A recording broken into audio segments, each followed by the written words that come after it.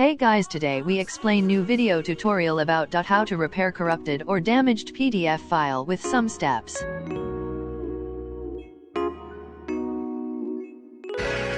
Step 1. Click in Play Store and type Adobe Reader and install.